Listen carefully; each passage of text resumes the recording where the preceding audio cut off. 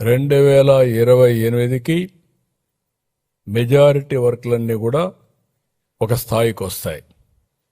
కొంతమంది ఇప్పుడు మాట్లాడుతున్నారు అమరావతి మొత్తం పూర్తయిపోతుందా అని. కావాలని కూడా 2 లక్షలు కావాలి, 5 లక్షలు కావాలని మాట్లాడుతున్నారు. ఒక రాజధాని అనేది మనం చేసుకుంటా పోతా ఉంటే నిరంతరం జరుగుతుంది, ఒకరోజు అయ్యేది కాదు. మేజర్ ట్రంక్ ఇన్ఫ్రాస్ట్రక్చర్ మనం చేసిన తర్వాత చేసే సమయంలోనే రాష్ట్ర ప్రభుత్వానికి ఆదాయం పెరుగుతుంది. ఒక బిల్డింగ్ కడితే ఆ బిల్డింగ్కి అవసరమైన మెటీరియల్ కానీ లేబర్ కానీ దానిపైన ఖర్చు పెట్టే డబ్బుల్లో గవర్నమెంట్కి ట్యాక్సేషన్ కింద 15 నుంచి 20% తిరిగి వస్తూ ఉంటుంది.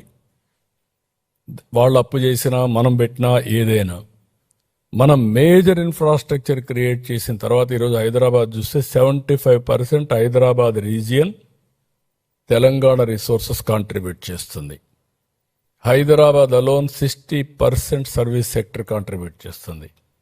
అందుకే 9% పైన 9.3 9.6% తెలంగాణకు ఆదాయం వస్తుంది. అంటే వచ్చిన 100 రూపాయలు జిఎస్టిపి కాంట్రిబ్యూషన్ వస్తే అందులో 9.3% 9.6% వస్తుంది.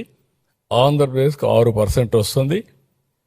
అంటే ఆదాయం తక్కువ, దాంట్లో వచ్చే పర్సంటేజ్ తక్కువ. ఇది మనం గుర్తుపెట్టుకోవాల్సిన అవసరం ఉంది.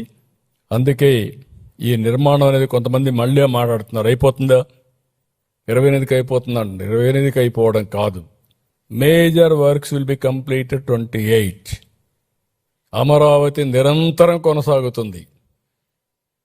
Inner ring road, outer ring road, రేపు రాబోయే రోజుల్లో అక్కడ ఒక స్పోర్ట్స్ సిటీ, 9 సిటీలు. ఒకవేళ అవసరమైతే హైదరాబాద్లో మీరు చూశారు, ఆ రోజు ఎయిర్పోర్ట్ కడతానంటే బేగంపేట ఉంటే బేగంపేట చాలు కదా అన్నారు. ఇప్పుడు శంషాబాద్లో కడితే అది ఆ రాష్ట్రానికి జిఎస్టిపి కాంట్రిబ్యూషన్కి మేజర్ ఫ్యాక్టర్ అయ్యింది.